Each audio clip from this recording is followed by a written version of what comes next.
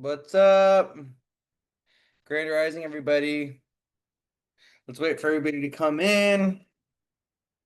Move my chair over. We're going to be going over the astrology of the week ahead. Welcome. Thank you for being here.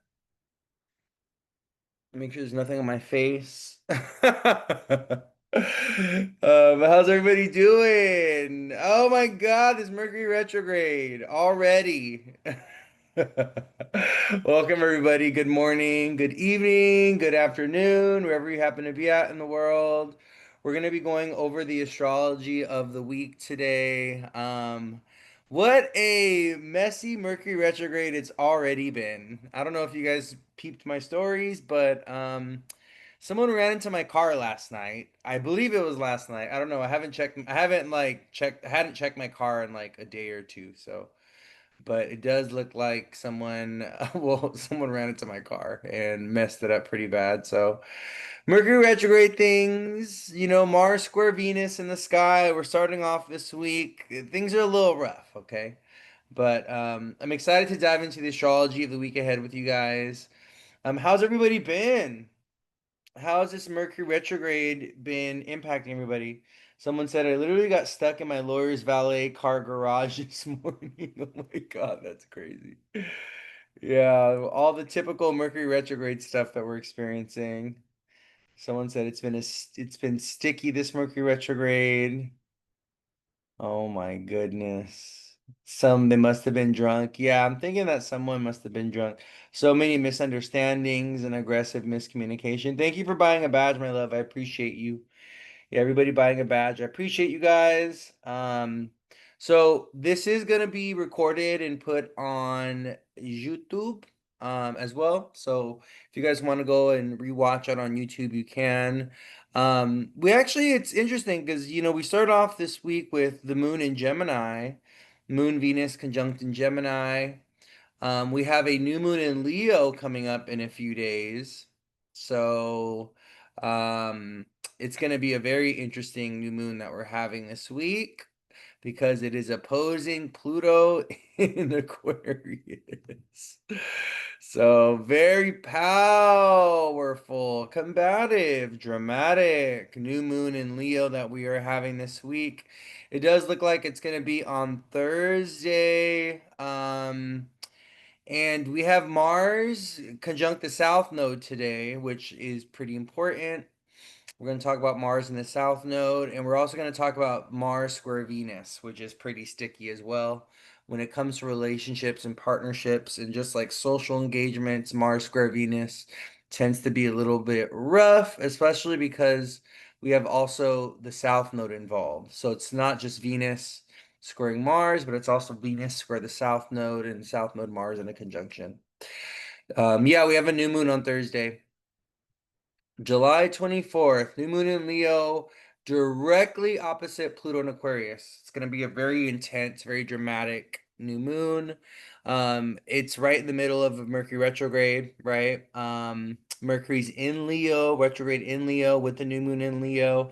So I do think that, this week we're going to see more Mercury retrograde themes. More Mercury retrograde themes, especially during the 2-week new moon in Leo cycle.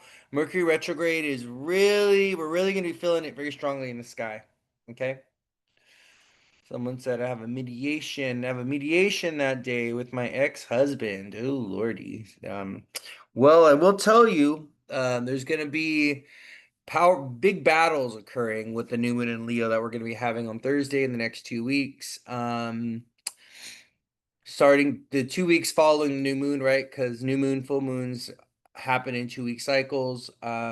It's going to be a new moon opposite Pluto and Aquarius. So that Pluto Sun opposition, right? These are opposing forces, Pluto and the Sun battling for power, fighting for authority. Pluto and Aquarius has been about, you know, rebellion. It's been about, people standing up against authority figures, leader figures. Pluto and Aquarius is kind of like the energy of the revolution, right?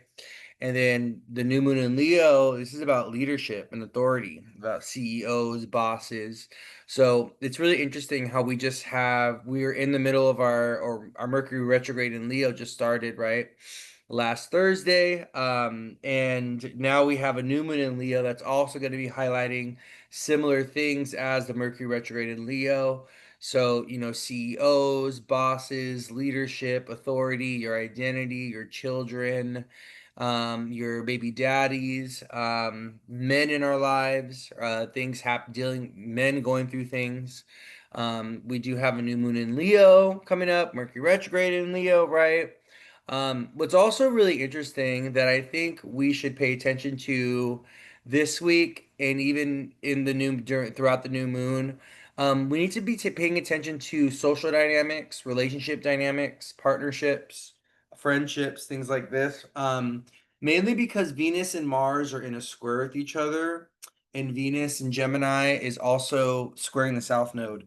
So, this creates like a lot of like karmic unfolding of events when it comes to relationships and our social engagements and things that are kind of like tragic, things where we're having to deal with loss, things where we're having to deal with deception, scams, miscommunication, misinformation, being lied to, something hidden coming to the surface or something like this.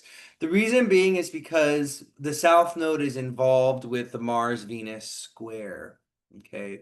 So when the South Node has a corrupting, corrosive, deceptive influence to it, hidden agendas, um, things happening behind the scenes, or some kind of element of mystery or something to connections, to engagements, things like this, because of the influence of the South Node. Okay, the South Node and Mars in a conjunction in general, this is a very, very toxic, very unhealthy, very corrosive, very malevolent, I would even say, energy. Mars and the South Node together in Virgo. If you have anything around 20, 21 degrees of a mutable sign, Pisces, Virgo, Gemini, Sagittarius, you definitely need to be aware of this Venus square Mars in the South Node thing that's culminated in the sky as of today. It's been building up in the sky over the last few days. If you are a mutable person with something around 20 degrees, you may have been feeling this. And it may culminate into an event, what's so interesting is this Mars Venus South Node square that's in the sky is actually it's actually forming a T square with my Saturn. So I have Saturn in Sagittarius, directly opposite Venus and Gemini right now, my natal Saturn. And then I have Saturn also squaring Mars. So, that Mars in Virgo in my birth chart is making a T square with Venus in transit in my natal Saturn. And I walked out this morning to my car being destroyed, or not destroyed, but the front of the bumper is pretty much off. So, yeah, like we just want to watch out for Mars's destructive influence at this time. With Mars squaring Venus. This can be objects of value that get destroyed or that catch on fire or that come up missing. Mercury retrograde, it's very, very common to lose things, to misplace things, for things to become broken or to break things or drop things in some type of way during Mercury retrograde. But that energy is even like more messy, or it's more sticky and stuff like that because of the Mars square Venus in the sky. The reason why Mars square Venus is a little bit more prominent or a part of the Mercury retrograde is because Mercury rules over Virgo, which is where Mars is at, and Mercury rules over Gemini, which is where Venus is at, right? So the Mercury retrograde is also kind of pulling in this conversation that's happening between Mars and the South Node in Virgo, which are squaring Venus and Gemini, both being ruled by Mercury, right? So it's just something I want you guys to keep in mind because things are a little messy right now. This week, things are going to feel very confusing. We are going to have a lot of miscommunication things. There may be an element of things coming back from the past that are kind of like triggering or irritating, or that are like kind of clunky, or they don't kind of like fit in with our life anymore. We don't want to be associated with those things anymore. This can be about unhealthy habits, unhealthy behaviors coming back from the past. This can be about, but this could be good too. It could be like you find a missing object, right? I also do think that a big theme with this Mercury retrograde in general is going to be jobs coming back from the past, or us going back to old types of work that we've done, and things like this. But there's definitely going to be some kind of, I want you to, for this Mercury retrograde in Leo, I don't only want you to focus on your Leo house. I also want you to focus on your Virgo and your Gemini house, because that's where we have Venus and Mars in transit right now. And Venus and Mars are in that square. So your Virgo or your Gemini house are also being highlighted. There's some kind of conflict, there's some kind of tension that's happening with those houses as well, on top of the Mercury retrograde. So it's just something I want you guys to be aware of, okay? Someone said, I hope there's a Ring camera around you that caught it. Yeah, there's two Ring cameras actually that, like, very obviously could have seen what have happened. So we'll see what happens. I'm gonna talk. I didn't file a police report or anything. I don't know. I just feel like it's not gonna really get anywhere. I think I'm just the type of person I am is like, let me just go ahead and file the claim and get it fixed, and let's just keep it pushing. Because I mean, doing all, getting the police involved and then getting the ring out, I just don't even know if it's worth it, honestly. So, but we'll see. We'll see what the insurance people say. But yeah, so this is going to be a very busy week. What's also very interesting about this week is that we do start Leo season, and we have a new moon in Leo, but it's not really feeling this week is not really feeling, and even the new moon is not really feeling new moony. It's not feeling like we're initiating something or we're starting something, or it's like we're not really moving forward. We're not really feeling this moving forward energy with this week, with the new moon this week, even. And the reason being is because we have the new moon in Leo, but it's opposing Pluto and Aquarius, who's retrograde. The new moon in Leo is also trining Saturn and Neptune directly in Aries, who are retrograde. Saturn and Neptune just went retrograde, right? And we have a new moon in Leo, and who else is retrograde in the sign of Leo? Mercury. So we have Saturn, Neptune, Pluto, and Mercury all retrograde. And in some ways, they are connected to this new moon. Pluto, Neptune, and Saturn are actually aspecting the new moon directly, okay? And we also have Mercury retrograde in sign of Leo. So even though, uh, you know, we have Uranus who just went into Gemini. Oh my God, so exciting. Yay. We have Jupiter who's in Cancer, right? Saturn who's in Aries, Pluto's in Aquarius. We've started some new timelines. Yeah, there's some new stories being written.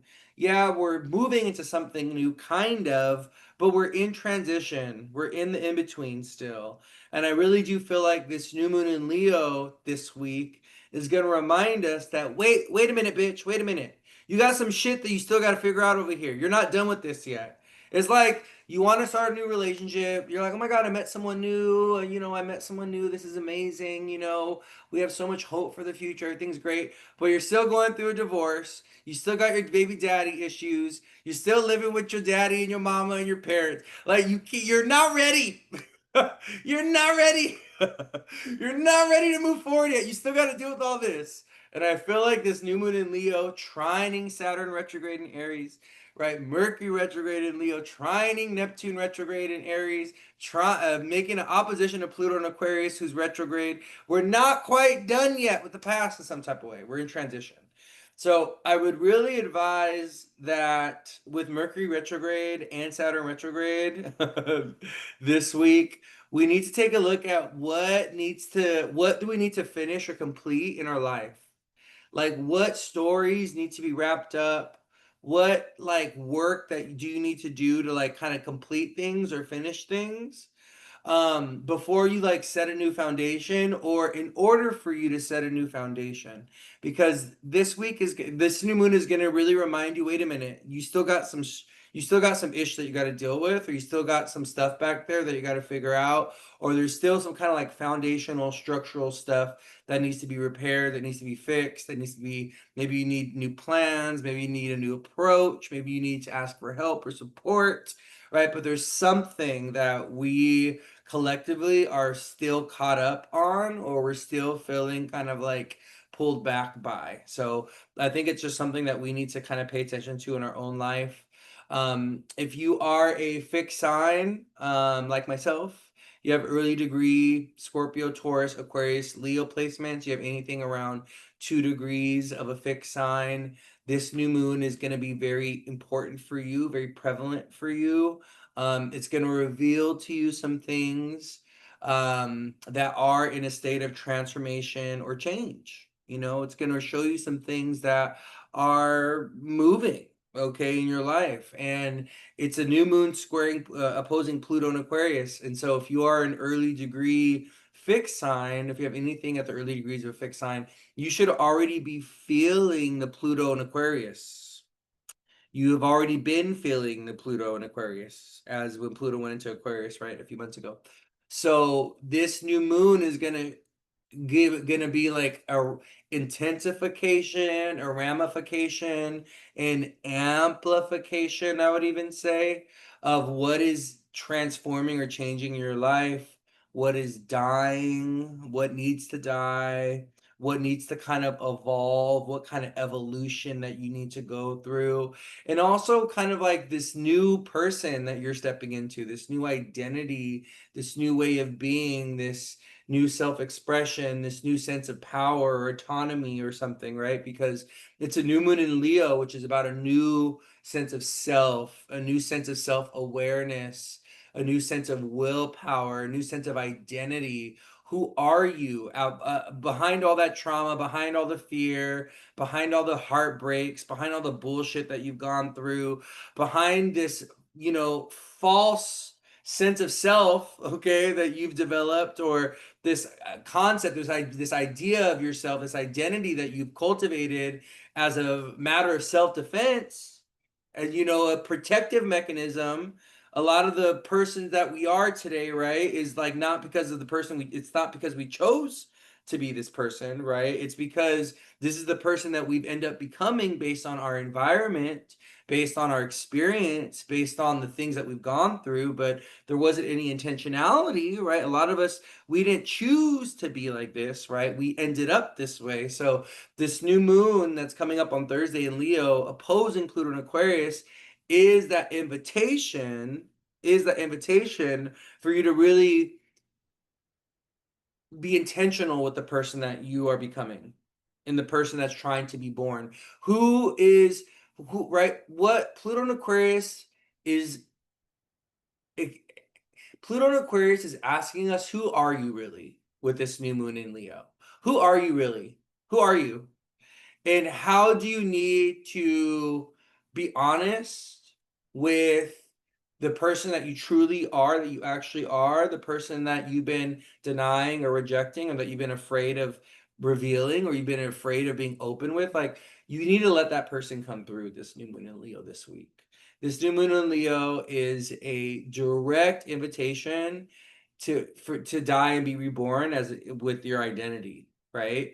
And I think it's something that we need to honor. I think it's something that we need to make ourselves available to. We need to ask ourselves about, like, all right, who is the person that I'm becoming, and what parts of myself need to die, need to be reborn, need to shed, need to evolve, need to change in order for me to be in alignment with this future that I'm imagining, that I'm envisioning, this future self, this future person that I'm becoming, right? And we have this in this new moon. It's so interesting because the new moon in Leo is sextiling Uranus and Gemini, is opposing Pluto and Aquarius, is making a trine to Saturn, Neptune, and Aries, right? This particular new moon that's happening on Thursday that initiates us and opens the door into Leo season, it's making an aspect to Pluto, Saturn, Neptune, and Uranus, right? Who've all ingressed into new signs. So this new moon is asking us, like, all right, who are you going to be for the next 20 years? Pluto and Aquarius, right? 2.5 years, Saturn in Aries. 14 years, Neptune in Aries. 7 years, Uranus and Gemini. It's like, who are you going to be? Who are you becoming? Right? So I think it's just something that we need to keep in mind. We need to honor, So yeah, we're wrapping up our full moon in Capricorn cycle this week. It feels like this full moon in Capricorn cycle went by really fast. Did anybody else feel this? I feel like we just had our full moon like a few days ago. So it's so crazy to see how quickly this full moon in Capricorn just went by. So we're wrapping up our full moon in Capricorn cycle this week before our new moon in Leo on Thursday. And I feel like this last 2 weeks, this full moon in Capricorn, I think it was a little difficult. I think it was a little hard for many of us. I think this full moon in Capricorn being ruled by Saturn and Aries conjunct Neptune, we've seen a lot of destruction over the last 2 weeks. There's been fires, there's been flooding. We've seen a lot of disastrous flooding, and things like this. And I think it has a lot to do with the fact that the full moon in Capricorn was being ruled by Saturn and Aries conjunct Neptune. Neptune is the god of the waters. Neptune has a lot to do with floods. Neptune has a lot to do with confusion, disillusion, dissolving of things. Neptune also has a lot to do with gas and oil. So it's also really interesting because there's been some narratives or some stories about fires erupting due to gasoline or oil and things like this. So that's the Saturn Neptune ruling over the full moon in Capricorn. But now the energy is about to shift, right, with our new moon. Someone said the new moon in Cancer and the full moon in Capricorn went by really fast. Yeah, yeah. It feels like time is just like speeding up. Everything's moving very, very fast. It's like slow down. So yeah, so let's talk about the astrology of the week. Let's kind of dive into it. Uh I did do a Mercury retrograde video yesterday, but I ended up archiving it because yeah. I ended up archiving. I don't know if you guys noticed that the Mercury retrograde video that I did yesterday had disappeared off of my Instagram, but I ended up archiving it. I'll tell you guys later why, but I couldn't have that video. I couldn't post it. I'm sorry, I just couldn't because I ended up noticing something, and I think it's like such a Mercury retrograde thing, but I ended up noticing something, and I was like, "There's no way I could have this on social media." I'll tell you guys about it later. We'll talk about it some other time, okay? But I had to get rid of it. I was like, we'll do this again some other time, maybe. I don't know, but I ended up archiving that Mercury retrograde video for particular reasons. We'll talk about it some other time. But anyways, it's you. It was the crap. How did you know? How did you know? Someone did it. You guys didn't tell you. I can't believe you guys just let me talk for a whole 2 hours with a little something on my face like that. I am honestly, I don't, I don't blame you guys for not saying anything because obviously it could have been awkward. It could have been awkward, okay? Like if you guys asked me, like, "Oh my God, what's that on your face?" and I would have been like, "Oh my God, this." But it was like a little piece of it was like a little piece of paper.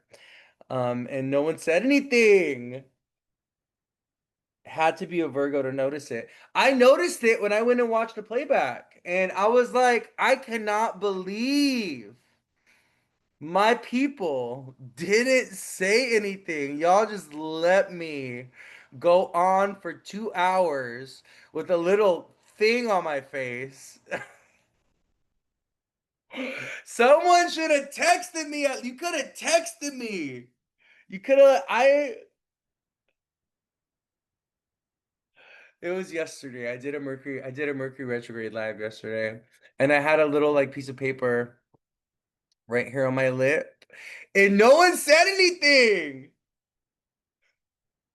And I didn't see it until after I went back and rewatched it. And I was like, oh, hell to the no. That is not okay. I'm not. That's my Mars and Libra. I'm sorry, I'm vain, okay? I can't help it. All right. I have Mars and Libra in the eighth house. All right. There's a little bit of vanity here. And we cannot have that. I cannot have a 2 hour video of me talking with a little something something, a little something something on my lip. It's just not gonna happen. So I had to archive it, and we'll do it again. A horrible waste of footage. It's like you record like a movie, right? And then you notice during the entire movie something was off, and it's just gonna bother you, and so we just got to redo the whole thing. That's where I was at yesterday. Y'all need to tell him things like that because I missed that live. Yeah, I'll post it in my stories. I'll post a little snippet of it in my stories. But I can't believe I didn't even notice it though. Even when I was doing the live, I didn't notice it. I didn't see it. You being vain, you sure it was paper? Yes, it was paper. It was like right here. It was like right here. It was like right there. And I afterwards I was like, it's giving cold sore. When I rewatched it and I saw it, I was like, no, it's giving cold sore. People are gonna think that I have cold sores. I was like, I gotta delete it. I gotta delete it. There's no way. There's no way. Look at this. My lips are beautiful. I do not have anything like that. So I was like, I cannot have the common person thinking that I got something on my lip. It's just not gonna happen. So I'm sorry, but I had to delete it. I had to delete it. And you guys just let me talk for a whole 2 hours. Honestly, when I saw that yesterday, when I was watching the replay, I felt betrayed. I did. I feel betrayed by my people. I was like, at one point, we had 40 of you. We had 40 of you on here. Okay? And not one of you told me, Louie,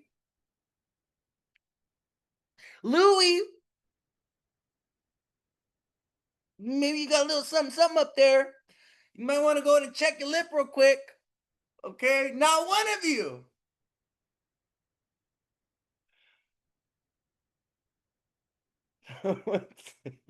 My mom said this. I mean, listen, you gotta call me vain, okay? Call me what call me what you need to call me, all right? But that's not okay. It's just not okay. It's not okay. There cannot be public video of me online with a little something something on my lip like that. I just can't, I couldn't live with it. I had to archive it right away. My mom, it's my mom. My mom said relax.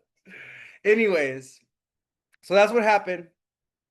Mercury's just been doing me dirty. I'm telling you guys, this Mercury retrograde has been a rough one for me. Okay, like last weekend, my phone was in the middle of the street. I don't know if you guys heard. I don't know if you guys watched my week ahead last week, but I lost my keys the day that we had our meetup. My keys came up missing, and then the next day, my whatchamacallit, my phone was in the middle of the street. I was looking for my phone for like 45 minutes, my cell phone, and it was laying in the middle of the street in the front of the house. This has been a very difficult Mercury retrograde for me. Okay. I've been going through things. Someone said it was in Leo. We didn't want to violate HIPAA law. Someone will say, "Will you be redoing the live?" I don't know. Maybe I might not. And now the thing with my car. Oh Lord Jesus, help me! What is going on? Mercury was like, you talking all that ish about your life being easy. Well, I'm coming for your ass. Actually, it's Mars and Venus coming for me. Mars is squaring my natal Saturn, and Venus is opposing my Saturn right now. So this is Mars and Venus and Gemini. Mars and Virgo, Venus and Gemini also coming for me, making my life difficult. And this is the neighbor.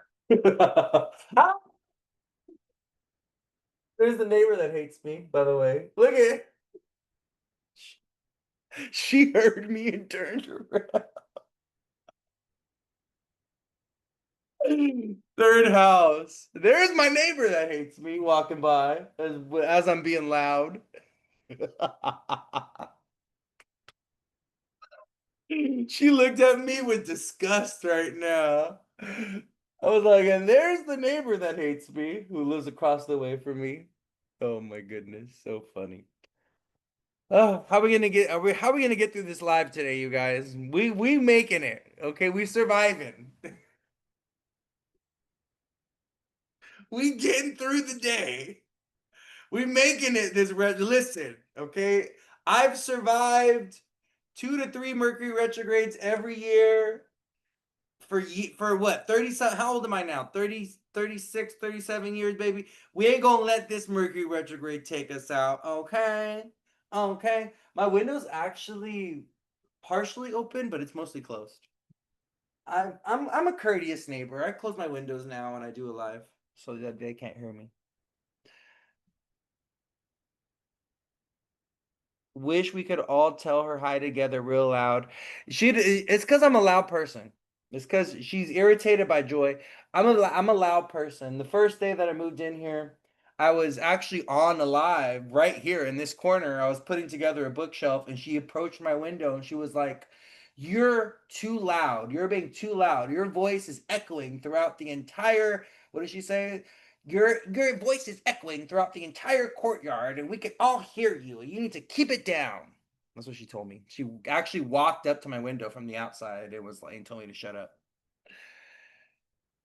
Yeah, she's rude.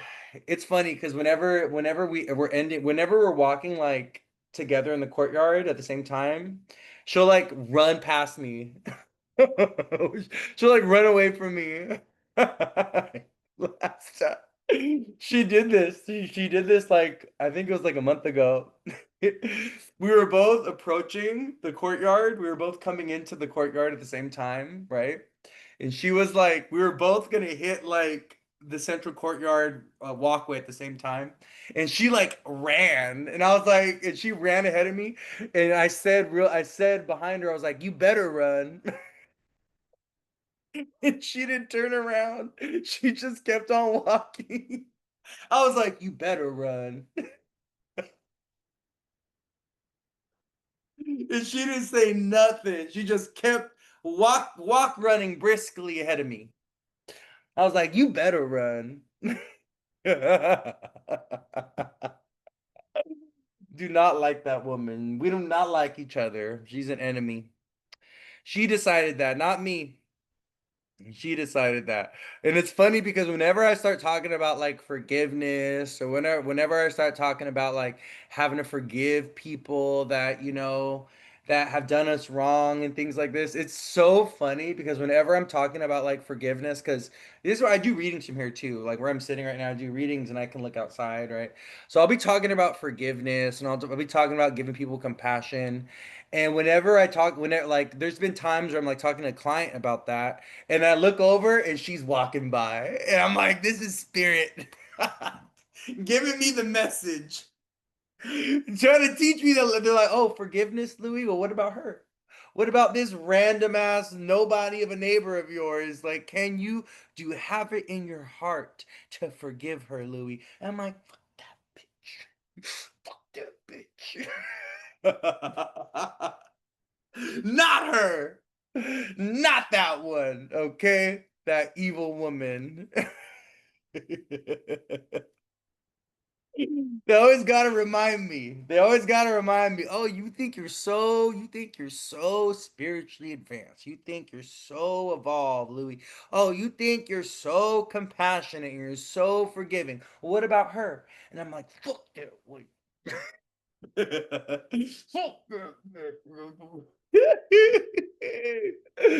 Bombastic side eye from the universe. Yes. I forgive her. I got my tiny Jesus right here too. Look, I got little tiny Jesus right here with me. Looking at me, just shaking his head like this. Just when you gonna learn, Louis? You know? They stop messing with me, jeez. Can't even just be yourself nowadays. Oh my goodness. Hold on, I'll be right back, you guys. Give me a second. My dog is throwing up. My dog just threw up. Oh my goodness. What's going on, Gilbert? Hold on, you guys. My dog just threw up on my bed. What is going on today? Oh my goodness gracious. Give me a second, you guys. I'll be right back.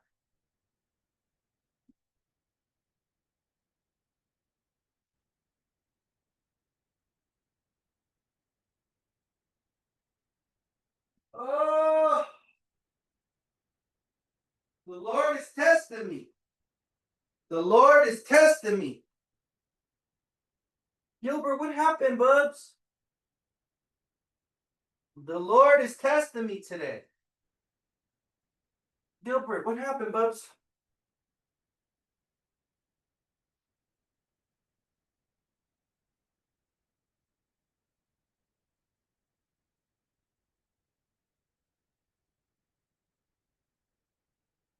Watch out, Bubs. Watch out, move. Get up. Get up. Watch out, move. I gotta move. Get up. Watch out, go. Move. Go. You threw up on my bed, dude. Hold on, you guys. I'll be right over. Give me a second. I gotta clean this up. Gotta get this mattress off.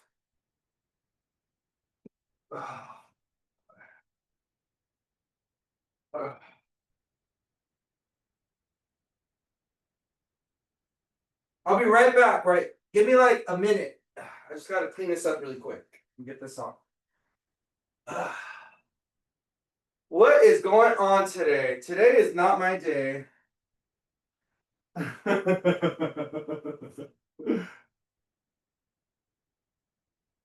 Give me a second.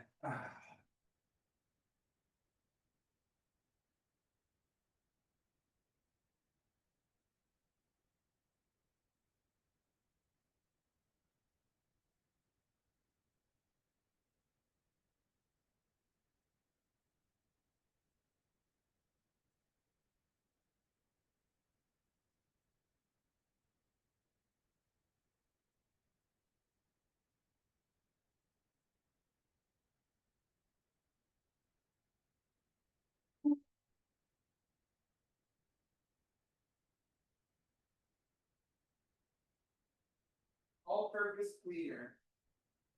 All-purpose cleaner.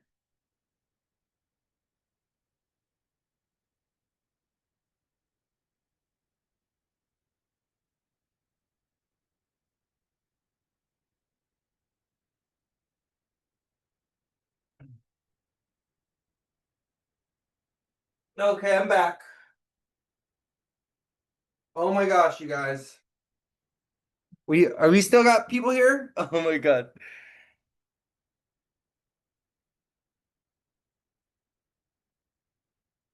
All right, I'm back, you guys. Sorry about that.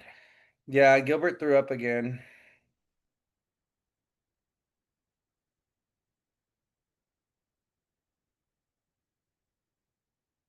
Yeah, I don't know what's going on with my dog. Yeah, he's fine. I'm gonna have to feed him in a bit. I'll feed him when we're done with the live. Oh, here we are. Making it, surviving. Okay, so let's talk about the astrology of the week. The moon's in Gemini today, messing things up. The moon's conjunct Venus, the moon's squaring Mars.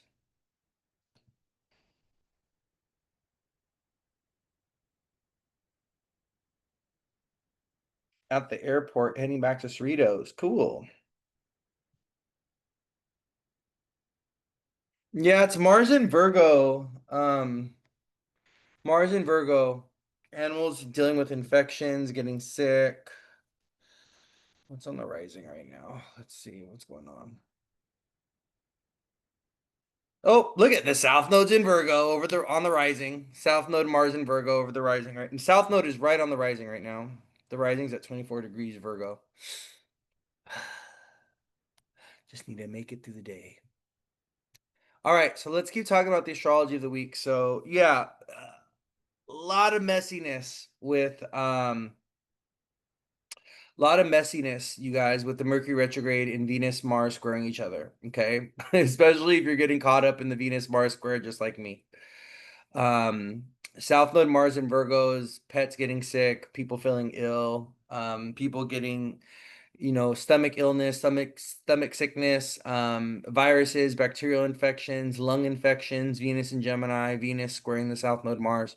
So you're gonna want to pay attention this week, next week, uh, you know, leading up to today, even because Venus and Mars have been in a, they've culminated their square today, but they've been, approaching that square. So there's definitely, you know, people feeling sick, feeling ill, a lot of infections, things like that. Just irritation. Mars square Venus. Mars is causing destruction, inflammation, irritation. Mars destroyed my car. Thought it was appropriate to destroy the front of my car. Okay, so it's just something we want to be aware of this week. Okay, with Mars in the South Node squaring Venus, especially today, in the next few days, and even leading up to today over the last few days. Um, Evening, I hate Mars and Virgo being a Virgo rising and Virgo sun. I have 2 parking tickets. Yeah.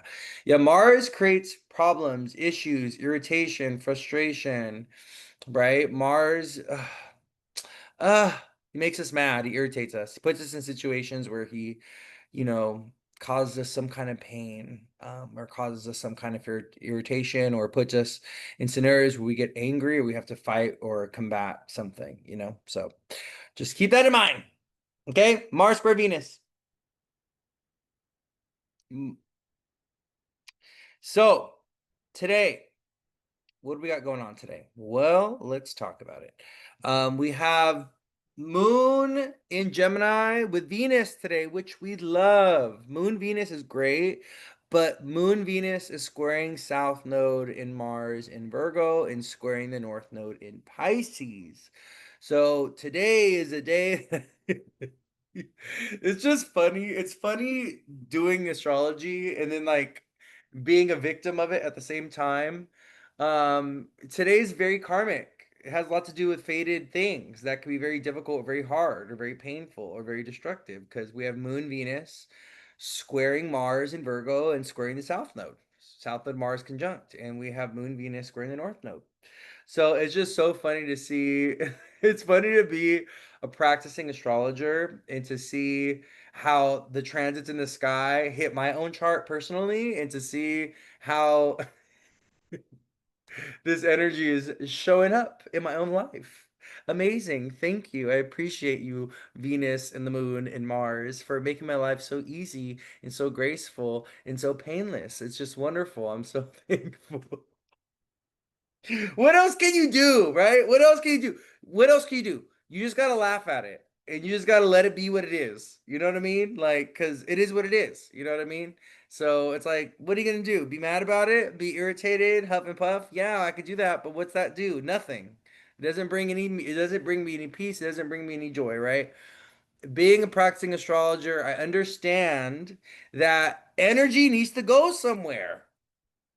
Mars's energy needs to go somewhere, right? If we're having a Mars transit, the way Mars is transiting in my chart right now, Mars is squaring my 10th house Saturn. I have Mars squaring Venus, Venus in my fourth, right on my IC. Like Venus is opposing my Saturn. The energy's got to go somewhere. Someone had to take the hit. Something had to take the hit. Well, guess what? My car ended up taking the hit. And my poor little Gilbert. Oh, my little Gilbert. But that's what happens. When you have like a Mars transit, or if a Mercury retrograde is hitting you, or a Uranus transit, any transit really, that energy needs to go somewhere. It needs to go somewhere. And sometimes it's you being intentional with how that energy is showing up. Let's say you're having a Mars transit, you start working out, you start going to the gym, right? But sometimes a Mars transit will literally show up as you getting in a car accident, you getting in a fight or an argument with somebody. Sometimes it'll show up as you getting cut, you getting hurt. You will physically injure yourself. All of a sudden, you have a cut on your hand, or you'll trip and you'll fall, and you'll bust your knee open, or you'll bust your head open, and you're bleeding. There's blood, right? Mars rules blood. So the energy's gonna go somewhere. You know what I mean? The energy's got to go somewhere. So you're just hoping and praying that it goes in a place that is as graceful and easy as possible, and it isn't too destructive or too violent or too chaotic or too painful or even dangerous. You know. because Mars transits are tough. They're difficult. They're challenging, and they could be violent and they could be painful. They could be bloody, right? Or they can be expensive depending on where it happens. Because Mars also is about destruction. So, car accidents or things getting destroyed or even things catching on fire. That's Mars. That's a Mars thing. You know. So, in knowing the astrology that I'm going through at this moment in time, okay, I'm actually okay with Mars destroying my car a little bit, taking a little bit from the front, chopping a little, taking, cutting a little off of the front of the car, because that I'm safe, you know what I mean? I mean, if that Mars energy was gonna go somewhere, I'm just thankful that I went to my car, right? Because I could have hurt myself. You never know, sometimes a Mars transit could be you going to get surgery for something. That's just the way it is. That's just the way it is, right? So, I think Mars destroying my car is honestly, I'm okay with Mars going there. That's fine. That's all right. It's manageable. It's an inconvenience if anything for me, but at least I'm fine. I didn't get hurt, right? That's what matters. So yeah, that's just something I want you guys to think about when we're understanding astrology, or if you are trying to understand transits and things like this, trying to learn astrology and how it manifests or shows up in your life. Well, if you go and get in a car accident, you get hurt, you go through something painful, you go through a massive fight or argument, it's you're gonna look to Mars. Okay, you're gonna look at your transit chart and you're gonna look to see what Mars is doing, because I guarantee you, you're getting hit by Mars in some type of way, or your natal Mars is being activated. All right. So, anyways, Moon Venus together today. We love this for communication, for connection, for socializing, for friendships, but the moon is in Gemini today, tomorrow, which is ruled by what? What is the sign of Gemini? What planet rules over the sign of Gemini? Mercury. So, guess what? Moon in Gemini today, tomorrow, we are dealing with Mercury retrograde in Leo themes, because the moon in Gemini is responding to Mercury retrograde in Leo. But moon Venus together, this is fun, this is social, this is engaging, but it's also moon Venus squaring Mars in the south node, right? So there's some kind of conflict or argument or fight. Someone said they got into an argument with a coworker last week. Well, that makes a lot of sense, right? Because Mars is in Virgo. So Virgo is a sign of what? Coworkers, jobs, the people that work for us, our clients, our pets, right? Um, Also people that we see every day. That's a sixth house thing, right? Virgo energy. So with Mars in the south node there, we are fighting with Virgo energy. We're having health issues, health problems. We're fighting with coworkers. We're fighting with clients and things like this, or even people that service us, people that work for us, right? That's with the Mars in Virgo. So that Mars square Venus is just something we want to be aware of, especially today and tomorrow, okay? Because there's some kind of fighting, inflammation, irritation, some kind of combativeness. And that when Venus and Mars are in a square, this puts our social dynamics on the rocks in some type of way. This makes things we feel more irritated, we feel more frustrated. And on top of it, it's Mercury retrograde, right? So I think that, what I would say, especially today and tomorrow, but this week in general, because this is our first week of dealing with Mercury retrograde, your best protection against Mercury retrograde or any retrograde, is to slow down. Okay? Slow down your speech, slow down your decision making, slow down any options or choices that you have to make.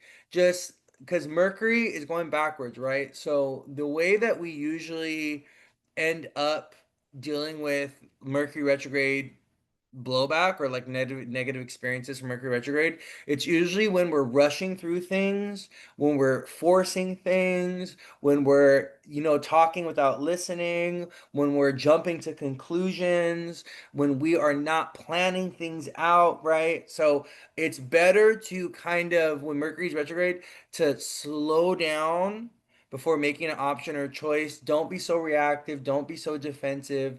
Ask questions. Okay, you may have misunderstood something, misread misread something, misheard something. So ask questions, get clarity, get clarification before you jump to any conclusions or decide to get into any arguments or fights or anything like this, okay? Especially this week, especially today and tomorrow when the moon is in Gemini, all right? Um, yeah, especially today and tomorrow. Moon is squaring the nodes today. Venus squared the nodes, like I said. Mars on the south.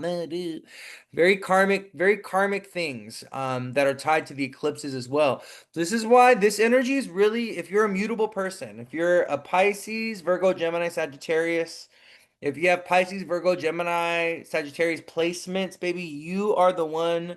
Your mutable houses, the mutable part of your chart, if you are, yeah, your big three and immutable, you need to pay attention to what this energy is doing because this is hitting you directly, okay?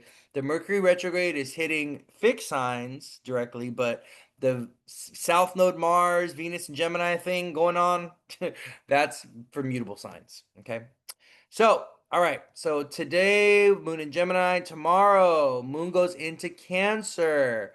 Well, what's really interesting about today and tomorrow, we have the Moon in Cancer by looks like midday tomorrow.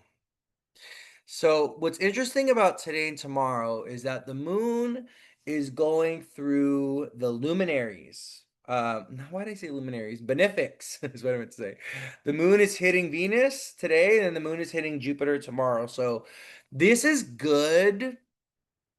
This is good. This is beneficial, benefic, beneficial, So I think we want to pay attention to today and tomorrow what good positive things could come, especially tomorrow with the moon in Cancer meeting up with an exalted Jupiter in Cancer. Tomorrow could be a day that we receive good news, optimistic, positive feedback.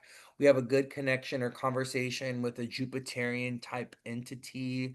So, consulting a lawyer, a doctor, consulting someone that's here to help you or support you, talking to your therapist. That's a moon conjunct Jupiter thing. It's in Cancer though. So, this is feeling very blessed, very abundant, very lucky tomorrow.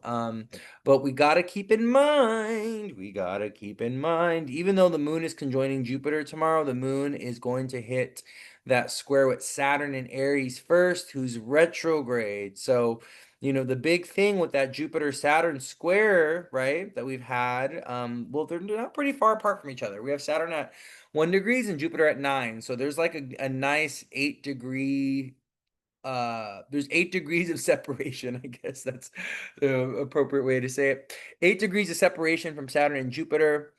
So Jupiter is able to he's pulling ahead of Saturn, right? They're going in opposite directions now. They're not really looking at each other. So I think Moon Jupiter tomorrow, we should be feeling some more optimism, some more joy, some more ease, some more grace, some more opportunity that Cancer season was supposed to bring. That new moon in Cancer we had a month ago was supposed to bring us something really nice and really sweet, but it was squaring Saturn and Aries. So one of the things I do want you to keep in mind, okay, because we're gonna talk about Saturn retrograde and Aries conjunct Neptune again for the new moon in a few days.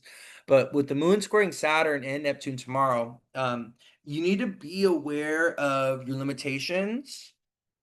You need to be aware of your obligations. You need to be aware of the things that are causing kind of like tension or conflict in your life that are kind of like heavy or burdensome, and how you're kind of negotiating your time. You're negotiating your boundaries. You're in a state of maybe renegotiation with the rules and the regulations in or maybe a relationship, whether what you're going to do with your work or your career, moon square Saturn, whether or not you're feeling passionate about your direction and where you're going, but now you're reconsidering what you're going to be doing. Now you're reconsidering, where you're putting your time, your energy. Now you're reconsidering your commitments, right? Saturn retrograde. Okay. So we just want to keep that in mind tomorrow. There can be, with the moon going into Cancer, squaring Saturn and Aries tomorrow, there could be this moment of like pause. There could be this reality check. There could be this moment of frustration or irritation, or there could even be an obligation that comes out of nowhere and that reminds you, wait a minute, you still got this shit to deal with. You still got to like handle this. You still got to decide on this, right? But there's because Saturn just went retrograde, so Moon in Cancer squaring Saturn in Aries, who just went retrograde. We're gonna have a new Moon in Leo on Thursday, trining Saturn retrograde in Aries. So we're definitely having to revisit, revise, review our structures, our foundations, our commitments, our karmic contracts, our obligations, our responsibilities, you know, our fears or limitations, the way that, are we allowing fear? Are we allowing these internalized limitations, these internalized self-worth, self-esteem, whatever it is for you to hold you back? Tomorrow, Moon square Saturn. It's a great moment to be aware of that. Okay. um so does that mean we got blessings that are delayed? Yes, because the Saturn square Jupiter, right? Saturn was in a superior square to Jupiter in Cancer as they both ingressed into new signs. So now that we have Jupiter separating from that square with Saturn, right, we're going to start to see Jupiter delivering more on the new beginnings, the opportunities, the luck, the blessings, now that he is in his exalted state in the sign of Cancer, right? Someone said I'm not getting out of bed. You got to get up and get out of bed. You got to live your life, okay? Don't let the stars stop you, all right? So yeah, so Moon in Cancer tomorrow, but square Saturn Neptune first. There's some confusing thing we're still working on, and then conjoining Jupiter afterwards, which is more about that luck and the opportunities and stuff like that, you know? Someone said, I'm definitely ready to leave my job. Like I've been ready to go, but yesterday confirmed it for you. I love that for you. It's been exhausting emotionally, physically, all of the above. Yes, this energy, especially if you are a Virgo or Gemini, you have Mercury in your chart. If you're a Mercury person, if you have a lot of Virgo, Gemini, or Mercury is very prominent in your chart, this is exhausting energy. You need to rest. Should I be concerned? I have an interview Wednesday I'm pretty excited about. No, there's no need to be concerned. I love that for you. Keep going, my love. Definitely going through an ego death journey with my hypersexuality. I told myself I needed to do this, but damn, astrologically aligned. Yes. If you are feeling very if you have too much Mars energy, you're feeling very hypersexual, you're feeling very desire driven. A lot of time that is our nervous system responding to circumstances that are stressing us out, right? And so we want to use pleasure, desire, sex, alcohol, whatever. I'm not to lump all those together, but I'm going to. We use all those things as a form of escape, as a form of numbing or avoiding, or even just bringing us peace and calm and security and safety, right? It's like, well, I don't have, my life is feeling out of control. I'm feeling very out of control. Things are feeling very out of control, but I do have control over my sensation. I have control over pleasure. When I'm in the bedroom, I feel like I'm in control. When I'm drinking, when I'm smoking, when I'm partying, when I'm doing whatever the things of comfort, I feel like I'm in control, right? So, um, someone said they got a promotion in December. I hate it. Virgo rising. I've been excited. Is today a good day to submit papers for job interest? Yes, you should. Well, we have a new moon in Leo coming up on Thursday, so you should definitely be considering submitting some new stuff. I think it's best. Okay, so I think Mercury retrograde is good for putting in applications, right? I think Mercury retrograde is amazing for job opportunities or putting in applications. And here's why. Because when Mercury's retrograde, right, we're reviewing things. We're looking at things, right? So that when Mercury goes direct, we make decisions or choices around what we're going to move forward with. So this is also employers and bosses and jobs, because that's Mercury rules over jobs. Mercury rules over decision making and choices, right? Mercury rules over you as an employee. So when Mercury goes direct in the sky, it's my insight that jobs will hire new people when Mercury goes direct in the sky, because they're looking to take on new employees, which is a very Mercury direct thing, right? Mercury rules over employees. Mercury rules over your job. Mercury rules over coworkers or employees, people that work for us.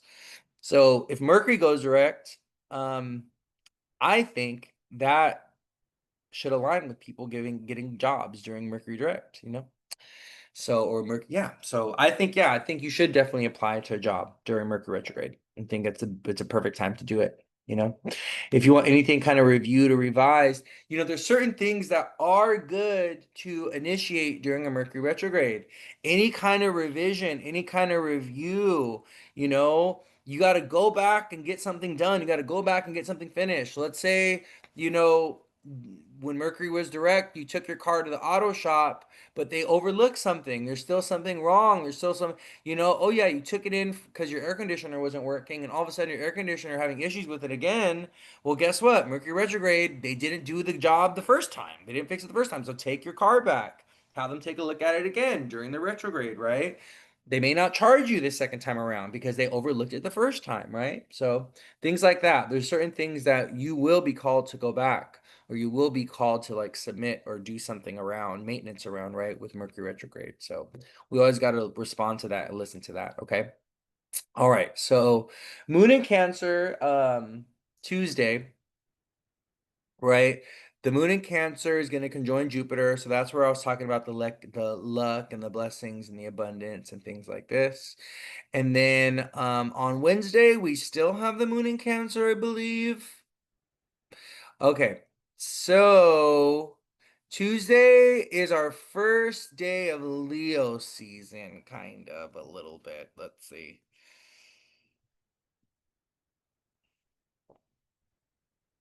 Yeah, the sun goes into, well, technically the 23rd would be the first day of Leo season, but it's actually Tuesday because the sun does go into Leo on Tuesday. Even though the sun begins its day in the sign of Cancer.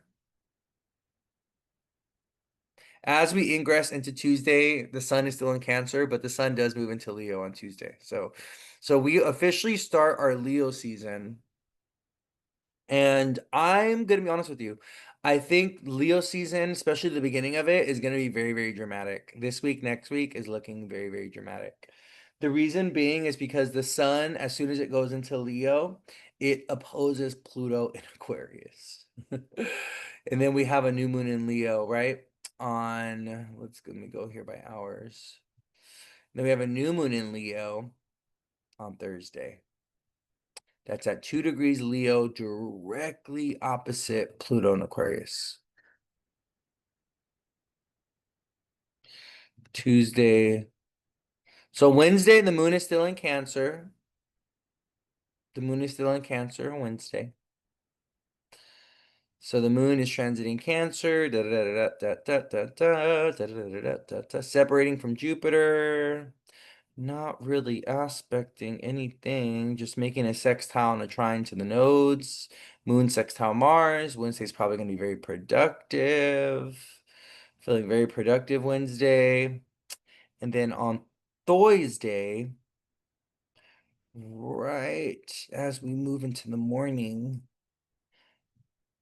we have our new moon in Leo opposite Pluto in Aquarius. Yep. Right around Thursday afternoon, Pacific time, we have our new moon in Leo. Yeah. So, Sun, Moon opposite Pluto and Aquarius. Leo giving us more memes. Exactly. More memes about CEOs and bosses. I will say, this new moon in Leo that's coming up on Thursday in the beginning of Leo season is going to activate people who are in power. So managers, CEOs, bosses, presidents, leaders, authority figures, police officers. These are people that are going to be highlighted by this new moon in Leo. The sun is what? The significator of leaders and bosses and authority figures. And the sun is going to be opposing Pluto and Aquarius. So I'm thinking that the new moon in Leo going into this weekend is going to be about rebellion, and is going to be about protesting, and is going to be about leadership stepping down, leaders getting fired possibly. You need to pay attention. If you do have a job, you need to pay attention to what's happening to your bosses, into the higher leadership, like people that are like executives, VIPs, people at the very top of the company, because this new moon in Leo opposite Pluto and Aquarius with Mars South Node in Virgo still is giving we're restructuring things. There's dramatic, traumatic, sudden changes happening with with jobs, with the workplace. Especially if you are someone that is mutable or if you are someone that is fixed. If you have anything at the beginning degrees of a fixed sign, if you have anything around the 20th degree of a mutable sign, you need to really pay attention to what's happening with your day-to-day life, with your job, with the workplace, with your bosses, things like this, because this energy is hitting you directly. Okay, this new moon is going to hit you directly. Oh, someone said, listen, my old company just laid off 3 executive roles today. Exactly. Yes. There's a purging of the people at the top with this new moon. Yeah, because why? It's a new moon in Leo. It's the sun going opposing Pluto and Aquarius. So, Leo is the leaders, the celebrities, the people in the limelight, the presidents, the people that have all the power, right? Leo, the sun, if you think about the sun, right? Leo being ruled by the sun is consolidated power. Leo is consolidated power. All this power bundled and put into one person or one position, right? Or into one point. That's what the sun is. The sun is all this consolidated energy, right? All this consolidated energy squeezed into the planet. It's squeezed into a star, right? Technically, the sun's, I don't know, is the sun considered a planet? I don't know. According to astrology, we consider the sun a planet, but is the sun a planet? I don't know. I think the sun's more of a star, right? So, but all that energy, all that power consolidated into one thing, that is why Leo rules kings, authority figures. Leo and the sun is connected to those people. So, new moon in Leo opposing Pluto and Aquarius, of course, those people are undergoing some kind of transformation or change, right? Some kind of death and rebirth. What's also really interesting is the Mercury retrograde, though, on top of this, right? We have the new moon at 2 degrees, but we have Mercury retrograde at 13, right? So, I think things are really, really messy. I think things are feeling very foggy, very confusing with this new moon. I'm just gonna be honest with you guys, okay? I think there's still, we have Mars in the South Node in the second house away from the new moon, so I think this is still going to be about people losing jobs or attacks on employees, attacks on the workplace, I also will not be surprised if there's some kind of new illness or new sickness or new variant of something or other that they try to hit us with this new moon, because we have Mars in the South Node squaring Venus and Gemini. Venus is at 22. We have Mars in the South Node at 20 and 21. So this is kind of giving, we want to make sure we're taking care of our health. We want to make sure that we're paying attention to what we're eating. Do not eat anything that has been sitting out in the sun. Okay. Do not eat anything that's like days old. If it smells weird, it looks weird, if it's giving, there's some kind of bacteria growing on it, or you just are getting a funny feeling about that food, don't eat it, okay?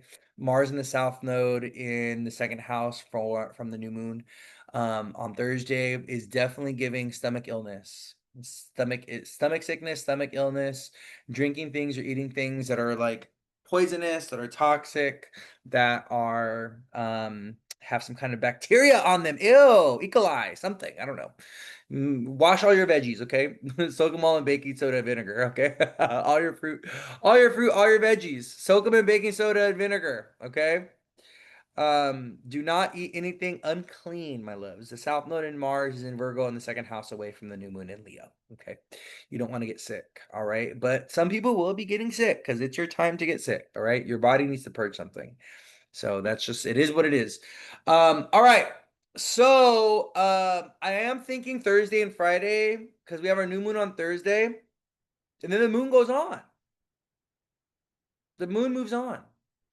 The moon must go on. The moon is going to hit Mercury retrograde on Friday. The moon's going to be in Leo, hitting Mercury retrograde in Leo on Friday, on the day of Venus. All right. By then we have Venus at 23, Mars at 22. So Venus and Mars are moving in a square together. All right. So I'm warning you guys. This week is giving kind of, especially Thursday, Friday, communication wise, relationship wise, people are feeling irritated, people are feeling mad, people are feeling confused, people are feeling frustrated. We need to be very, very mindful and intentional about the conversations that we're having around the information that we're bringing up, how we're approaching communication this week, okay? Because of the Mars square Venus. Did you all cover the recent passing of Malcolm Jamal Warner? I've noticed that quite a few people passing away. Um, I don't know who that is. Let me take a look who that guy is. Malcolm Jamal Warner. He was a Leo. Oh, he's a Virgo actually. He passed today. He was a Virgo, August 18th, 1970. Birth chart. Let's take a look at his chart really quick. Mars in the South Node or in Virgo. Wait, am I tripping? Is August 18th Leo? I'm tripping. Oh, he was a Leo, my bad. He's a Leo. He did have Virgo placements though.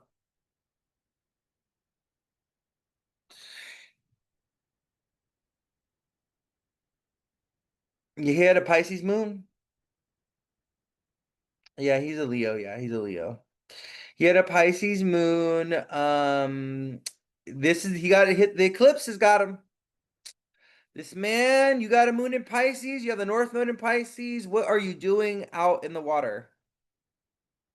Swimming. If you know you can't swim, my friend. This guy got hit by the eclipses. He is actually Mars. Mars opposing his moon. The nodes and Mars are going over his moon right now in Pisces. This man should have been at home.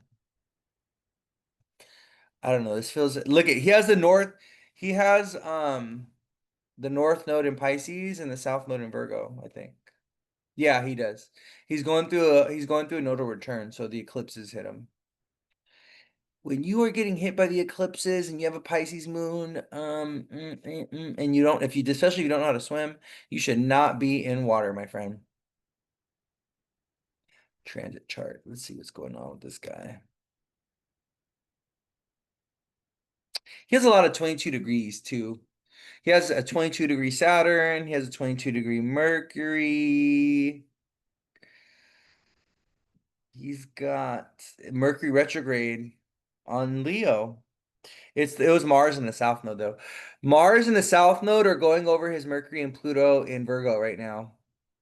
And his moon in Pisces got eclipsed. So this guy, I don't, I think this guy,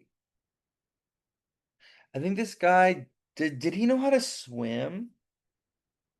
I feel like this guy should not have been in the water, given his chart, especially if he didn't know how to swim. But you could see it in his chart. You could see it in the transit chart.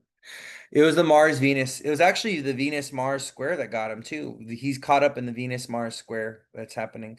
Mars in the South Node in Virgo are going over his Pluto and his Mercury in Virgo, and then the North Node is going over his moon in Pisces. So this guy got hit by the eclipses, the eclipse energy.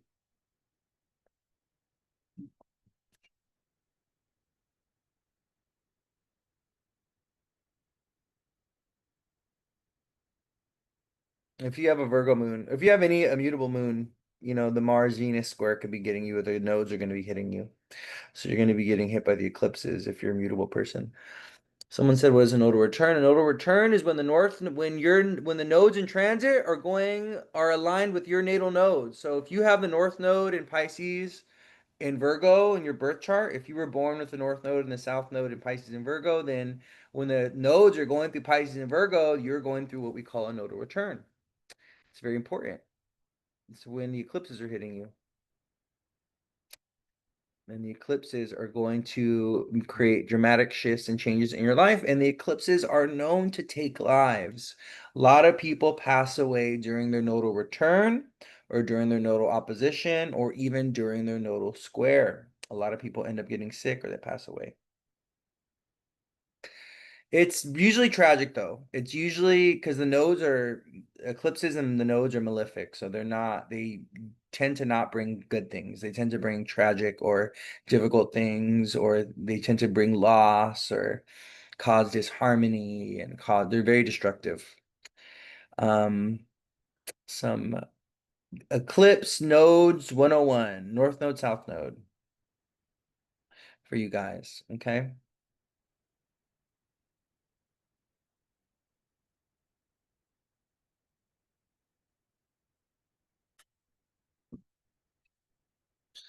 Um,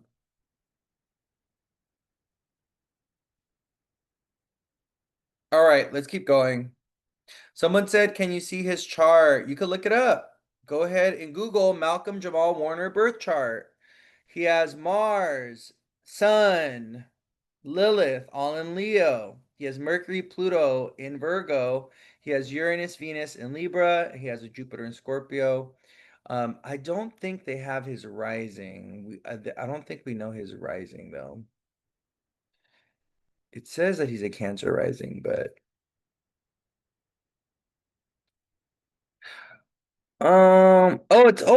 it's double A rated. Okay, so I do think he's a Cancer rising. Yeah. It says it's double A rated. So this is his birth chart. Um, but yeah, he's a Cancer rising, Leo Sun Mars. He has the no North Node in Pisces, South Node in Virgo, and he has Mercury, Pluto in Virgo with the moon in Pisces, and he has Venus, Uranus, and Libra. Okay, but you could go look up his birth chart. Just Google it. Google Malcolm Jamal Warner birth chart, and it'll come up on astroseek.com. So you can look at it yourself. Okay. All right. So let's get back into the astrology of the week. So we left off on Thursday and Friday. The moon in we have a new moon in Leo on Thursday, and then the moon's going to be in Leo conjunct Mercury on Friday. So this weekend's going to be feeling very Mercury retrograde-ish. Okay. Very Mercury retrograde-ish. Let me see. The new moon is going to, yeah, I don't know. This could be a very I think it's gonna be, well, come on, Leo's a sign of drama, right? So it's it should be a dramatic new moon if we're doing it right. But then on Saturday around noon, Pacific time, the moon goes into Virgo. And we're back in that Mercury retrograde energy, right? Because the moon in Virgo is responding to Mercury retrograde in Leo. So we need to pay very close attention to all our little things, okay? This week, this weekend, your keys, your cell phone, your car, communication, your job, like all these little like Mercury things are under review or under revision.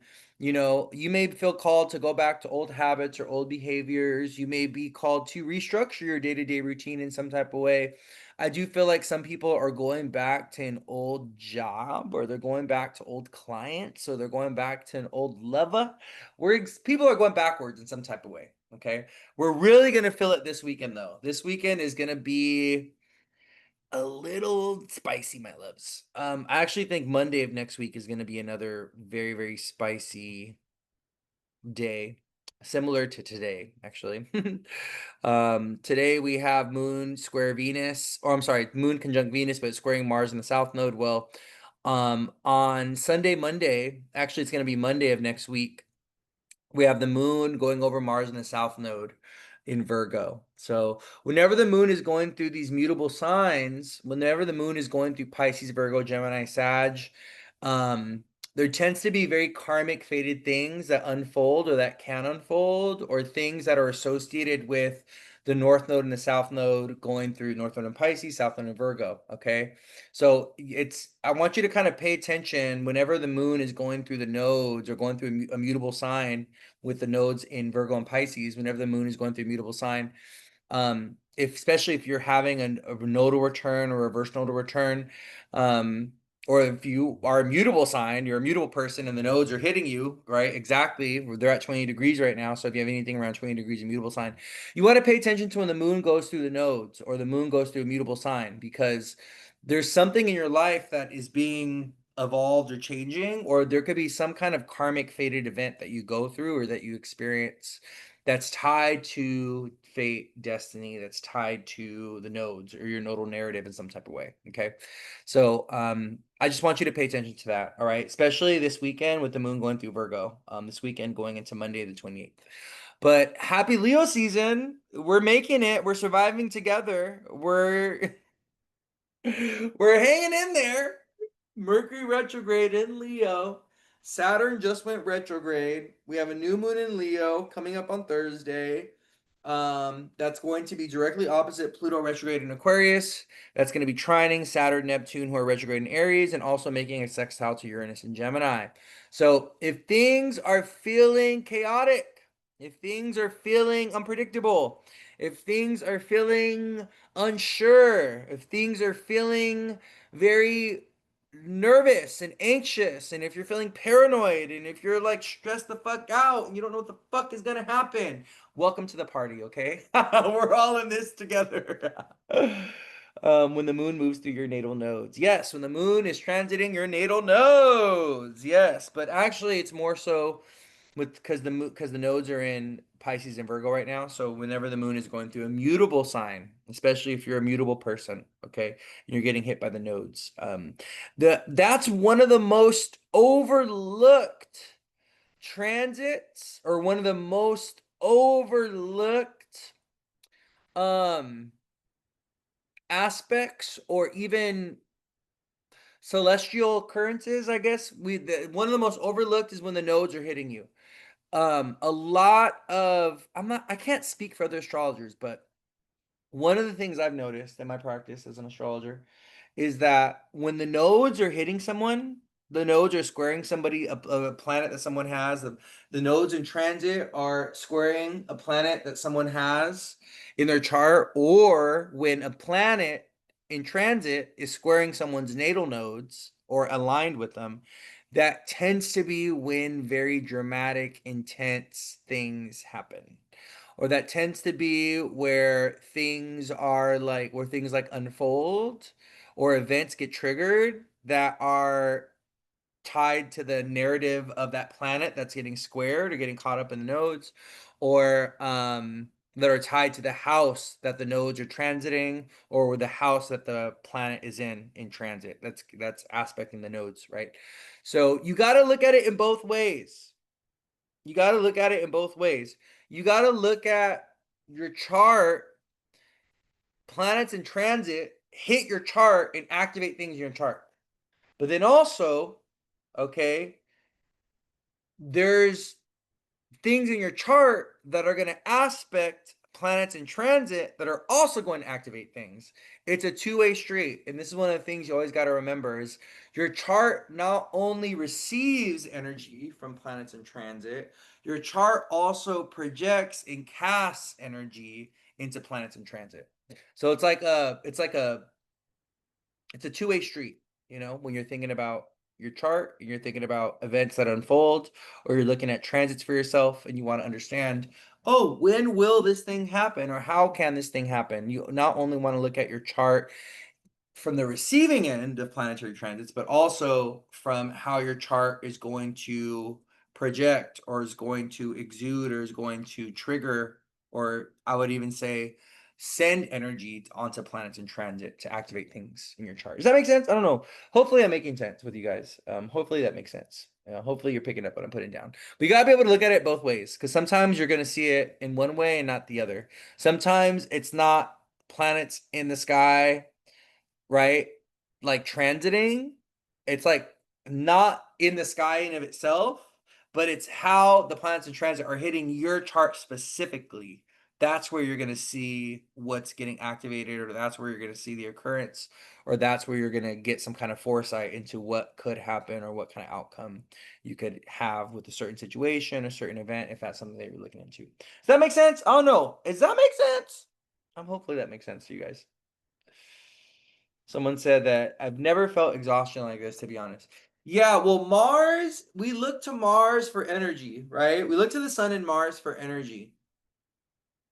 And Mars is on the south node. The south node is like an energetic black hole. I want you guys to think of the South Node as like an energetic black hole. Okay.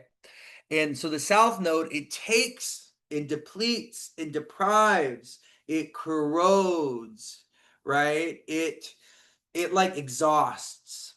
That's what the South Node does. So with South Node Mars conjunct, we are feeling exhausted or deprived of Mars energy, our passion, our desire. We're feeling very kind of like, oh, I have no energy to get like the day-to-day stuff done, right? With Mars in the South Node in a conjunction in the sky. It's a very Mars South Node thing, you know? Louie, have you been? Yes, I've been feeling exhausted. I've been sleeping in like super late. I've been sleeping in till like 9:30, 10, 10:30, and that is not me. I'm usually up bright and early, 7, 7:30 in the morning. Got to do my yoga. I got to go on a walk. I got to do this. And then I'm just like, baby, I'm just trying to make it day by day. I haven't felt any kind of like, because the South Node and Mars are going over my descendant. I'm a Pisces rising, but it's like squaring my Saturn. So I have not felt any kind of drive to post anything or do any kind of content. And then Mercury's retrograde in my sixth house of like work and jobs and like my day-to-day habits, my routines. And Mercury retrograde in my sixth is like I just don't have the energy. I'm tired. I'm exhausted, you know. I just don't have the energy. And it's crazy because I was gonna go sixth house, rules pets. I was gonna go take my dog to the vet today because he's got like this recurring ear infection that just won't go away. I keep having to put medication in it, and I flush it out, and it's like a regular thing, and it's like I don't know, he still has the infection. So I was on my way to go take my dog to the vet, and then I walk out to my car this morning, and my car, the whole front bumper is hanging off of it. What the heck? Someone said I'm still on vacation mode. Yeah, I've been recovering from my vacation. A lot of people they think of vacation as like, oh, I'm gonna go and like rest and rejuvenate. But that's not what my vacation was. I was on the go for my vacation. I was on a 5-day cruise. We did a Soul Sage meetup. I did a water park the day after on Sunday. I ended up losing my voice. I had no energy. I was running around like a headless chicken, taking my brother's dog to the vet. Okay, helping. It's like I get back to my parents' house and they're like, "Oh, oh, we got this list of tasks for you to do. You're gonna take your brother's dog to the vet, and you're gonna go ahead and help us do this. You're gonna go help this person do this, and you're gonna do that." That's what happens when you have a Capricorn moon and you're the firstborn child. When you have a Capricorn moon and your firstborn child, you always got some kind of task. Your family's always gonna obligate you to do something for them, you know? Did I do karaoke on the cruise? No, I didn't. I should have, but I didn't. We didn't actually end up making it to the karaoke thing. It was my friend's birthday, so I was her. She's a Leo rising. She's a Cancer, but she's a Leo rising. So I was her supportive figure for the entire cruise. So we were just mingling. We met so many people. She has Venus in Gemini. My friend has Venus in Gemini. She's a Leo rising with 11th house Venus in Gemini, and she's like got a Cancer stellium in the 12th. But her Venus, she was going through a Venus return, and her Venus was very active during the cruise. So we were schmoozing. We were meeting people left and right. Okay. We were meeting swingers, we were meeting young people, we were meeting old people. We were in this person's room drinking, hanging out on the balcony. We were over here, we were just doing it all. So that's why usually when I'm on like vacation, I'll take a lot more like I'll like record and I'll like bring guys along with me. But the if I would have been like more active on social media than when I was, you guys we guys would have just heard me schmoozing and heard my friend talking the entire time because that's pretty much what it was. We were just like hanging out, schmoozing, meeting people over here, over here. We were active. We were busy. We were getting stuff done during our cruise. We met this really cute gay couple and we gave them a little bit of a therapy. We were giving therapy sessions everywhere, left and right. Someone said, "Did you enjoy the food? I always eat so much on cruises, especially the buffet at the top of the ship." Oh yeah, baby, we were eating. We were eating. Okay, we did teppanyaki, we did the hibachi. That was really fun. I was grubbing. Okay, I was grubbing, and I was vegetarian. I was up until the cruise. Okay, because they had some steaks on there. They had some carne asada. They had a day with that carne asada on there, and oh my God, I had to have myself some. I'm on a cruise. Okay. So I was veggie for about 4 or 5 months, and unfortunately, I did go back to eating some meat. I had some lamb. I had some lamb chops. I had some carne asada on the cruise. I had some wings. I had some pepperoni pizza. I was just eating everything. We did Carnival. So it was Carnival Cruise. Someone asked what cruise line. Love the food. I would have brought the house down. I know. You thought my brother was the older one? No, I'm the oldest. I'm the firstborn. The firstborn. Lamb is your favorite? Yeah. I was like, I'll go ahead and I'll break my vegetarian, my little vegetarian thing for some lamb. You want sorry, Bubba, let me move this for you. How you feeling, my little Bubba? Yeah, you boo boo little baby boy. How you feeling, little baby boy? Throwing up on my shit? My little Gilbert. Oh, my little Gilbert. I was supposed to feed him this morning, but I woke up late. And that whole thing happened with my car, so that kind of threw me off. Yeah, they changed a lot of the rules on a cruise. So Saturn because it was a new moon in Cancer cycle, right? And Saturn was just really showing his ass. I swear to goodness gracious, that new moon that we had in Cancer squaring Saturn really, really did a number to my cruise. Okay, the first was I was just talking about it too because I was talking about the new moon in Cancer squaring Saturn and Aries, and I was talking about how we had that new moon in Cancer conjunct Jupiter. It's like, oh, fun and joy and celebration and traveling and vacationing. And it was in my fifth house. I was like, oh my God, I'm going on my first cruise with my best friend and we're gonna have fun. New moon in Cancer, right? In my fifth house. Perfect, amazing, beautiful, wonderful, awesome. Squaring Saturn in Aries and Neptune in Aries. Well, let me tell you how that manifested. Okay. A portion of our trip was canceled. So we were supposed to go to Cabo San Lucas. Okay. We had a whole catamaran. We were going to go on a catamaran and do some snorkeling. And we had a whole excursion planned and everything. Okay. That we left on Tuesday. Okay. That Monday, after I got off my live that Monday morning, I get an email from the cruise line that they canceled us going to Cabo San Lucas. And that instead of going to um, Ensenada and then going to Cabo, because that's what we are supposed to do, we're supposed to stop off at Ensenada and Cabo for our 5-day cruise. We're going to go to Ensenada 2 times. And they canceled that trip. They canceled that portion of the trip because there was a hurricane. Because there was a hurricane that ended up hitting Cabo San Lucas. So that was the first new moon square Saturn thing. That was the first way Saturn messed with our trip. And then when we got onto the boat, they took away all of our speakers. So they do have new rules. So one of the rules is that you cannot bring a personal speaker on a Carnival cruise anymore. Me and my friend, we had both had our personal speakers. I brought my speaker, and they were confiscating everybody's speakers. They were taking away everybody's speakers.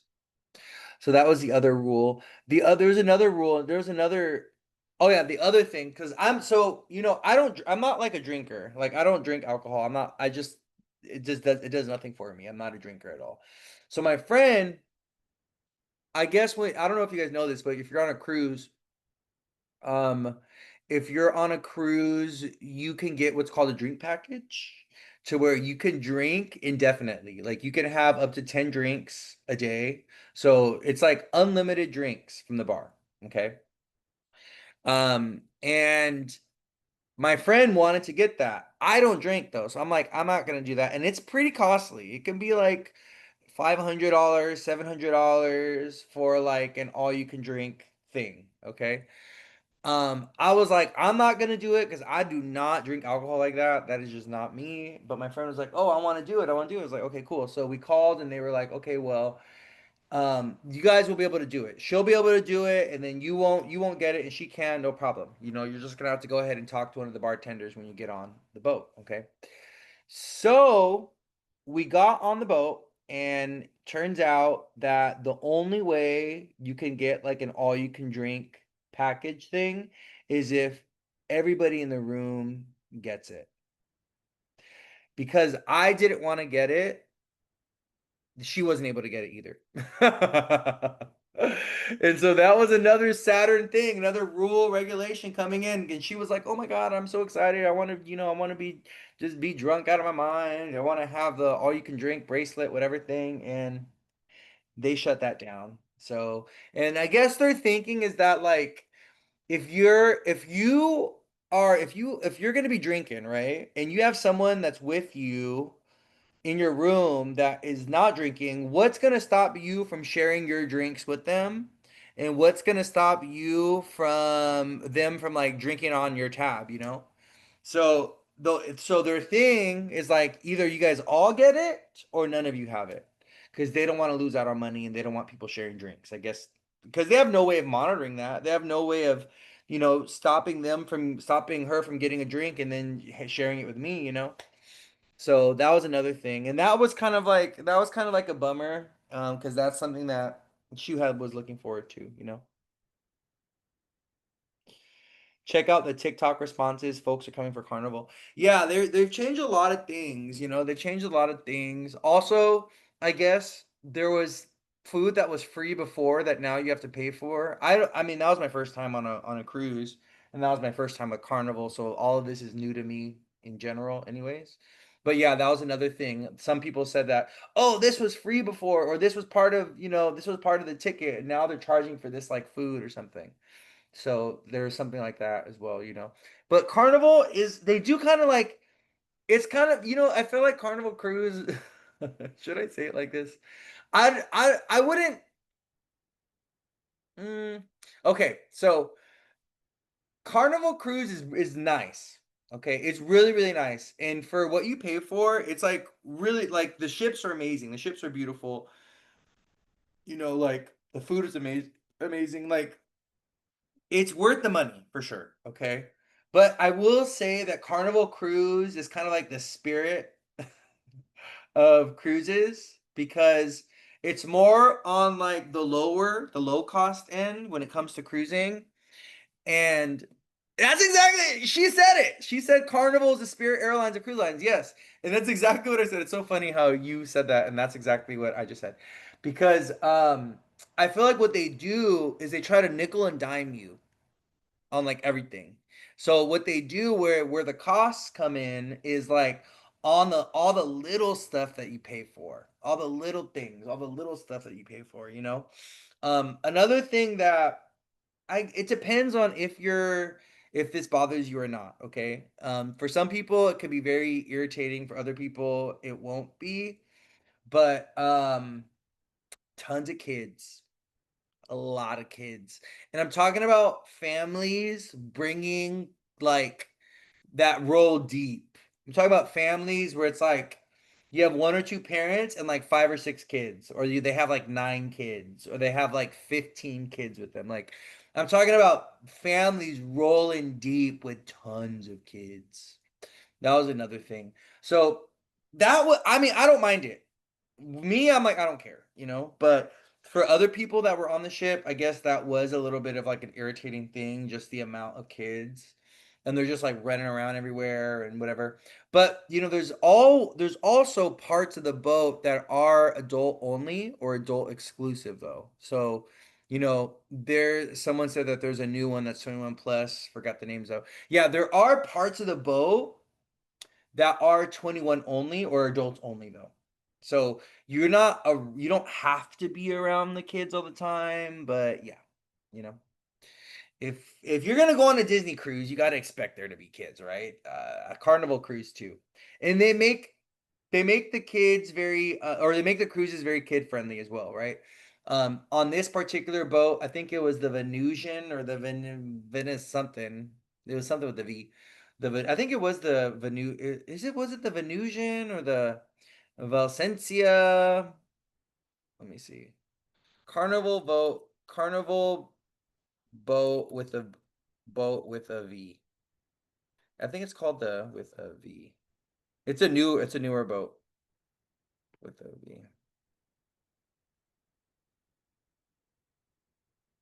It's not the Valor or the Vista. It's like the Vicente. Oh, there it is right there. The Venetia. Yeah, Carnival Venetia. That's what it is. Yeah. It's like a oops, sorry, it's an Italian themed boat. So that boat was amazing. It was cool. Someone said they did a cruise on Norwegian that had a whole section for solo travelers. You had your own guide and everything. Oh, I love that. That's cool. Yeah, there's a lot to do on a cruise. They're having events like all throughout the day. Like every 30 minutes or an hour, they have like an event somewhere. They're doing something. So there's a lot of activities on the boat, a lot of things to do on the cruise. So we loved it though. We had a good time. I loved it. I would definitely do it again. Would definitely recommend 10 out of 10. But yeah, that new moon in Cancer squaring Saturn, just the way Saturn showed up on the cruise, we just had all these like cancellations, and there was just, car like Saturn was just causing mischief. Was like, you can't do this, you can't do that. A lot of rules and stuff came down on us during the cruise, or us not being able to go to Cabo San Lucas. That was very disheartening because that's the part of the trip that I was looking forward to. My grandma loves Cabo. She's always talking about Cabo, and we were gonna get on a catamaran and we were gonna do some snorkeling, and I love snorkeling. Oh my God, it's one of my favorite things. I love snorkeling. So the fact that that got canceled was a little disheartening, but it is what it is. All right, my loves. I think that wraps up our week ahead astrology. I think that's it. I think it's a wrap. Happy Mercury retrograde. Just survive. Get through it, okay? That's that's my current astrology. If I were to go ahead and sum up my astrological advice in a nutshell, what would I say? I would say just survive. Get through this period. I know things are a little rough. I know that things are a little hard.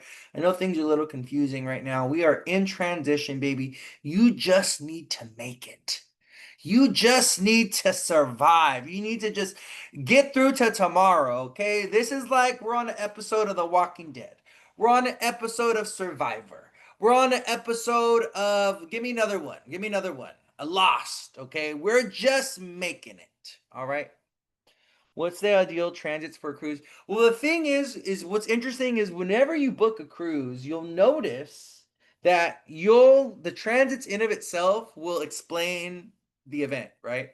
I think the best time to travel or vacation in general is when you are having a lot of fifth house, ninth house transits, or when your fifth house and ninth house ruler is supported, or when Jupiter or Venus are doing a lot in your chart, honestly.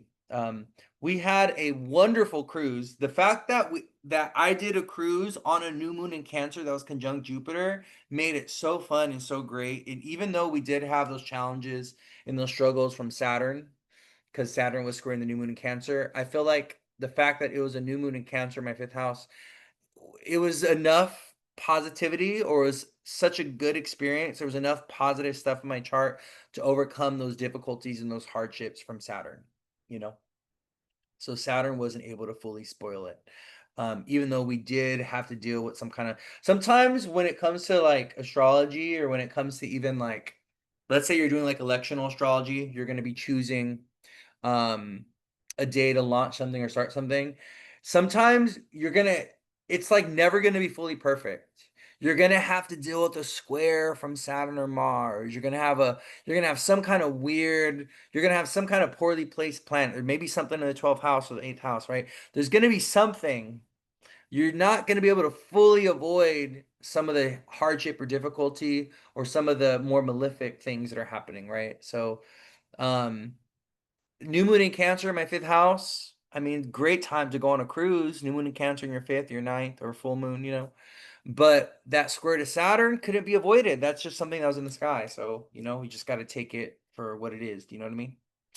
Make the best of it. Does that make sense? Sometimes you're gonna have to do things on days astrologically where you're just gonna have to make it work, regardless of what the astrology says, you know? So yeah. But yeah, I think fifth house, ninth house transits, when the fifth house ruler, ninth house ruler is really positively supported, or when you have Jupiter, Venus going through the fifth or the ninth, that would be the best time to go on a cruise or a vacation or to travel.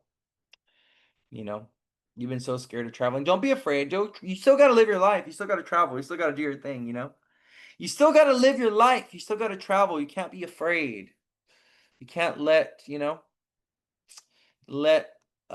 planetary things or let, you know, scary, traumatic things happen in the world. You can't let that stop you from living your life and doing your thing, my love.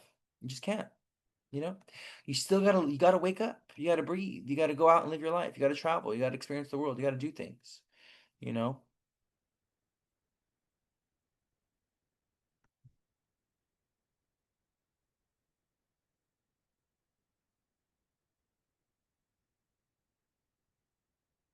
So all right, my loves. Mwah. I love you all so much. I'm gonna go ahead and post this on YouTube.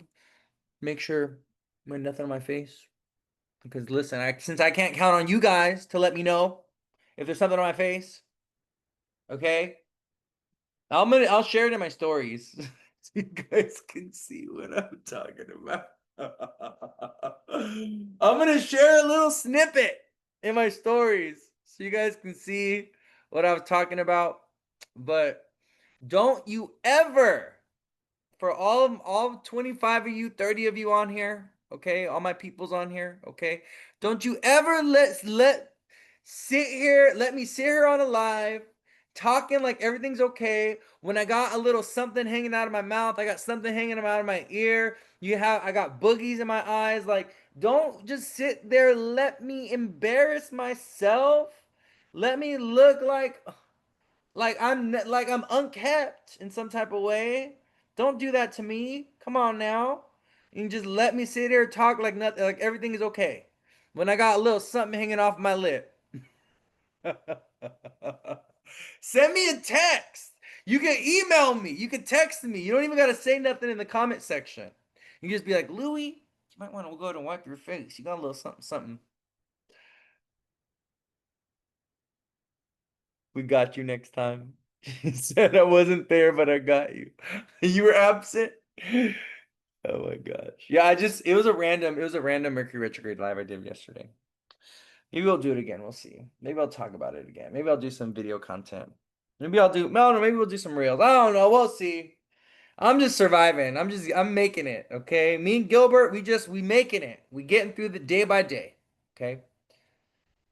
I love you all. Mwah. Take care. Have a beautiful day. I'll see you around. I'm gonna go ahead and post this on Instagram and on YouTube. Okay. I'll see you guys. I love you. Mwah. Thank you everybody that donated today. I appreciate you guys. I'll see ya when I see ya. Good luck this week. I'm just kidding. Good luck. I said, good luck. Don't let Mercury get you. Don't let Mercury catch you slipping. Okay? Don't let Mercury get you this week. Alrighty? I love you guys. I'll see you around. Bye.